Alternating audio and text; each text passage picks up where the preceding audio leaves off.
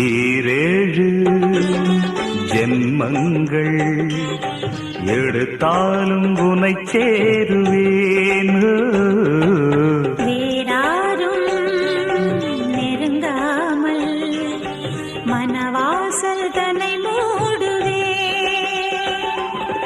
உருவானது நல்ல சிவரஞ்சனி, உனக்காகத்தான் இந்த கீதாஞ்சலி.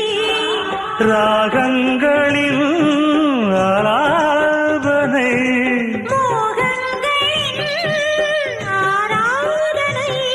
உடலும் மனமும் தழுவும் பொழுதில் உருகும் ஒரு ஜீவன்தான் உன் பாடல்தான் ஓயாமல் இசைக்கின்றது.